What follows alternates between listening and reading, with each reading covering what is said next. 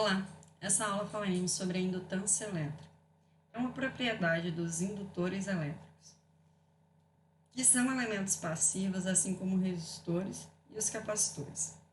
Antes de entendermos um pouco mais sobre indutores elétricos, precisamos fazer uma revisão sobre a indutância eletromagnética, ou uma pequena revisão sobre alguns conceitos de eletromagnetismo. No momento que eu tenho um condutor, eu enrolo esse condutor, eu formo uma solenoide, e eu tenho uma passagem de corrente nesse solenoide, eu tenho aqui concatenado as linhas de campo magnético. Segundo a indução eletromagnética, no momento que eu vario essa corrente, eu tenho uma variação das linhas de campo magnético. Ao variar as linhas de campo magnético, eu tenho induzida um valor de tensão. Então, segundo a indutância eletromagnética, eu tenho que o valor de tensão induzida, ela depende do número de espiras e da variação do fluxo magnético das linhas de campo, tá bem?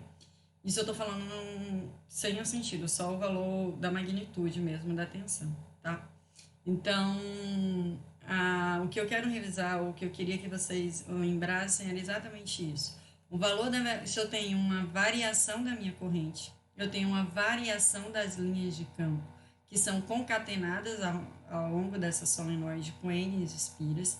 Então, eu tenho uma tensão induzida no sentido oposto à variação dessas linhas de campo, tá certo?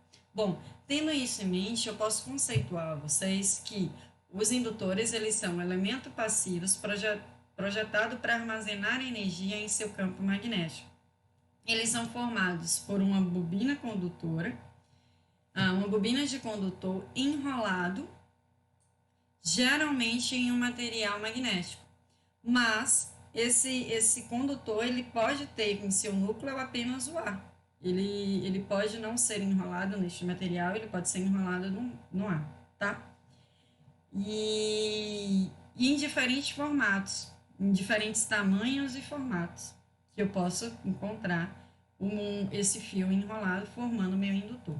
Então, eu posso dizer que dentre as características do indutores, eu tenho que, ao ter um valor de corrente passando neste condutor, tá?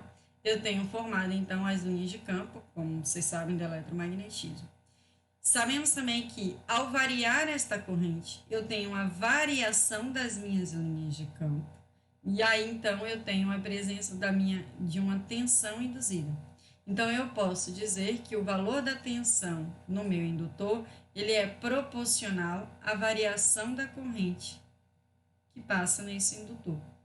Eu posso dizer que, então, quanto maior a variação da minha corrente, ou seja, quanto mais linhas de campo eu tenho aqui alterado, maior o valor da minha tensão. Então, eu posso dizer que o valor da tensão no indutor ele é proporcional à variação da corrente. E essa constante de proporcionalidade entre a tensão induzida e a corrente, a variação da corrente, a gente chama de indutância.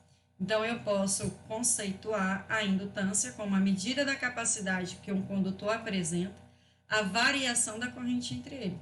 Lembre que a variação da corrente vai me induzir a tensão. Então, ela é a capacidade da variação à corrente, tá? Então, essa eu posso caracterizar assim eletricamente a indutância. Mecanicamente, eu posso dizer que a minha indutância ela depende das características construtivas do meu condutor enrolado em um material, vamos dizer assim, um material magnético. Então, o valor da minha indutância ela vai ser diretamente proporcional ao número de espiras. A gente sabe também dos conceitos de eletromagnetismo que o valor da tensão induzida ela é N vezes a variação do fluxo, né? Então, quanto mais espiras eu tenho, maior a minha indutância. Quanto maior a minha área, mais linhas de campo eu consigo concatenar. Então, quanto maior a minha área do material que vai no núcleo do meu indutor, mais linhas de campo eu consigo concatenar, então maior a minha indutância.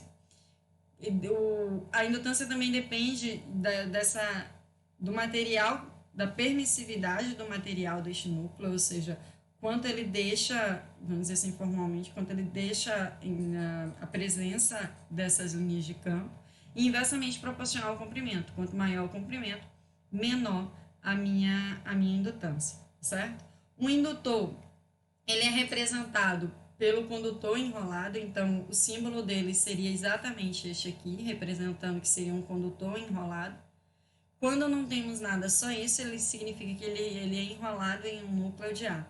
Quando nós temos, assim, a presença de duas linhas paralelas, significa que é um núcleo de ferro. Quando temos a presença de uma seta cortando essa espira, significa que o valor do indutor ele é variável, tá? A unidade que caracteriza o valor nominal do meu indutor é dado ao físico que estudou, ou Henry, representado por um H maiúsculo dado ao nome do físico, tá? As características elétricas, nós já sabemos a característica elétrica da tensão, que ela é V, L, DI, DT, ou seja, ela depende de uma variação de corrente. Então, a tensão do indutor é L, DI, DT. Se eu quiser encontrar o valor da corrente, basta eu isolar DI aqui, então eu faço DI é 1 sobre L, V vezes dt. Eu posso, então, integrar dos dois lados, onde aqui vai variar de um valor inicial de corrente a um valor final de corrente, que vai variar de um valor de tempo inicial, valor de tempo final, tá certo? Então, eu posso, então, dizer que a minha corrente do indutor vai ficar 1 sobre L, V dt, mais um valor de corrente que ele tinha inicialmente, tá? Pode ser um valor de tempo inicial ou menos, enfim, então um valor final, tá?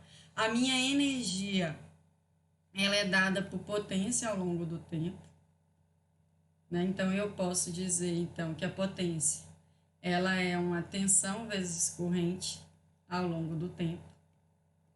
Eu sei que tensão é L, DI, DT, vezes corrente, vezes o tempo. Então, eu posso integrar isso aqui, dizer que energia é meio de LI quadrado. Então, a energia armazenada no indutor é dada por LI quadrado. A corrente é uma relação de integral, ou seja, ela não muda abruptamente. Então, ela é o inverso da indutância integral da tensão. E a minha tensão é L, DI, DT. E aqui eu queria chamar a atenção para uma característica, tá? Em regime CC, que eu não tenho variação de corrente, o valor da minha corrente ela é constante, eu posso considerar que o meu indutor não possui tensão, certo? Se em regime CC eu não vario a corrente, o valor de tensão ele é nulo. Então, o meu indutor ele pode ser representado por um curto-circuito. Marley, como assim? Porque se eu não tenho tensão, o que me representa eu não ter tensão é exatamente um curto-circuito. Ou seja, significa que os dois lados ele tem o mesmo valor de tensão, ou seja, variação de tensão seria nula. Então, o indutor em CC, ele funciona como um curto-circuito, tá certo? E agora vamos ver um exemplo numérico para ratificar o que a gente acabou de falar. O foco nosso é em circuitos elétricos, então vamos lá. O exemplo 1 ele pede, determine a energia armazenada no capacitor e no indutor do circuito. Bom, ao analisarmos o circuito, percebemos que a única fonte que eu tenho é uma fonte de tensão contínua de 12 volts, eu não tenho chaveamento, eu não tenho nada que relacione a uma variação de corrente no meu indutor, variação de tensão no meu capacitor. Então, eu posso dizer que, então, ao longo do tempo, o meu capacitor ele vai funcionar como circuito aberto e o meu indutor ele vai funcionar como curto-circuito. Então, por quê? Porque a fonte que eu tenho, ela é CC, ou seja, eu não tenho variação. Então, eu coloco que a minha fonte de tensão contínua é de 12 volts, meu resistor de 1 ohm, resistor de 4 ohms,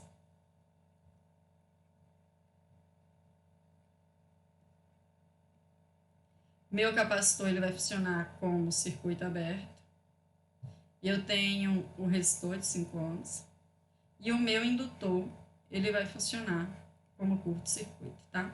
Eu sei que a energia do capacitor, a gente viu na última aula, é meio de CV quadrado. E a energia do indutor é meio de Li quadrado. O valor de C e L eu tenho, basta eu achar o valor de V e I. O V no meu capacitor, ele está aqui, certo? Se aqui eu tenho um circuito aberto, esse resistor ele perde a função. Então, o VC seria dado desse nó aqui até esse nó aqui, que é exatamente o valor da tensão do meu resistor de 5 ohms. Já a corrente do indutor é a corrente também que passa sobre o resistor de 5 ohms, visto que a corrente, após os 5 ohms, a corrente só teria um caminho, que seria o indutor. Então, eu preciso encontrar, de qualquer forma, o valor de IL. Então, eu posso dizer que IL, valor da tensão de entrada 12, resistência total 6 ohms, o IL é 2 amperes. Sendo assim, eu posso encontrar o valor da minha energia armazenada no capacitor, que fica a energia armazenada no capacitor meio, valor da capacitância 1 farad, valor da tensão. A tensão vai ser 2 vezes 5, 10, certo? Então, vai ficar 2 vezes 5, 2 é o valor da corrente, 5 é a resistência ao quadrado. Então, isso aqui me daria 50 joules. A energia do indutor é meio, indutância 2 Henries, corrente 2 ampere ao quadrado. Isso aqui me diz que a energia armazenada no meu indutor é 4 joules. Essa energia armazenada nesses elementos passivos, ela pode ser aproveitada em resistores ou em outros componentes do circuito, tá certo? Mas aqui fica caracterizado que o capacitor, nesta posição do circuito, ela armazena mais energia do que o meu indutor. Bom, para terminar, vamos falar um pouquinho sobre a associação desses elementos. Vimos a associação de resistores, de capacitores, agora vamos falar um pouquinho sobre a associação dos indutores. Sabemos que os indutores, ele pode ser associado em série a gente tem a característica da corrente ser a mesma, e a tensão ser a soma das tensões. Então, eu posso dizer que uma indutância equivalente, ou melhor, que o V de entrada, o V total vai ser a soma dos Vs, mais V2, mais um Vin. Então, eu posso considerar aqui como sendo V1 a tensão do primeiro indutor, a tensão do segundo indutor, a tensão do indutor N. Então, eu posso dizer que sei que V é L, DI, DT, certo? Então, eu posso dizer que a minha tensão total vai ser dado por uma indutância total, vezes uma variação de corrente. Como o circuito em série, a corrente é a mesma, né? Então, eu posso dizer também que V1 vai ser L1 DI DT L2 DI DT. Mas por que DI DT? Porque o circuito é série, a corrente é a mesma, mais um LN DI DT. Como a corrente é a mesma, eu posso colocar o DI DT em evidência. Então, eu posso dizer que L equivalente DI DT é igual a L1 mais L2 mais Ln DI DT. Bom, a variação de corrente é a mesma porque o circuito é série. Eu posso dizer que a indutância equivalente em um circuito série é a soma das indutâncias, tá bem? Já em circuito paralelo, tem a característica de a tensão ser a mesma e a corrente ela ser a soma das correntes. Então, eu posso dizer, então, que I vai ser igual a um I1 mais um I2 mais um IN. Considerando um circuito linear, eu posso derivar as correntes de um lado da igualdade vai ser igual à soma da derivada das correntes.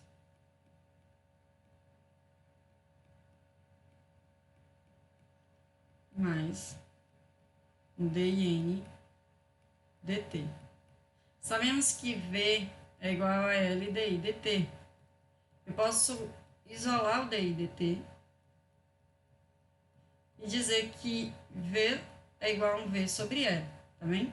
Então, eu posso dizer que vai ser igual a um V de um L equivalente. Só que o circuito é paralelo. Se o circuito é paralelo, a tensão é a mesma. Então, eu posso considerar como VL1, VL2, mais um VLN. Como a tensão é a mesma, eu posso dizer, então, que uma indutância equivalente, o inverso da indutância equivalente, é a soma do inverso das indutâncias. Tá certo? Aqui caracteriza a minha indutância equivalente. Agora, vamos só ratificar tudo isso que foi exposto por um exemplo numérico, tá bem? Então, o exemplo 2, ele traz qual a indutância equivalente vista a partir daqui.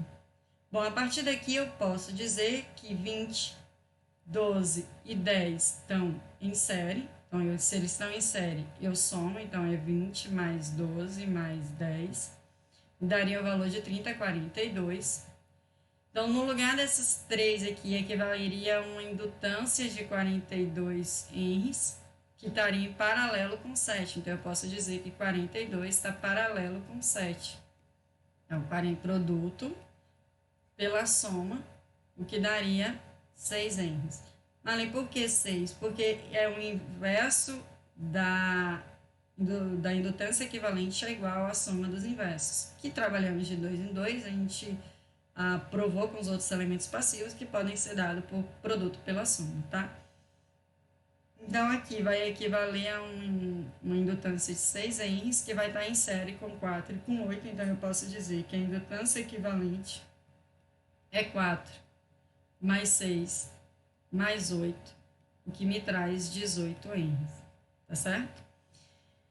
Então, gente, é isso que eu queria passar para vocês sobre as características de um indutor funcionando em regime CC. Ele vai funcionar como um curto-circuito e a associação de resistores, que em série se soma em paralelo. O inverso da indutância equivalente é o inverso da soma. Espero que vocês façam muita questão sobre isso. Nos vemos numa próxima aula.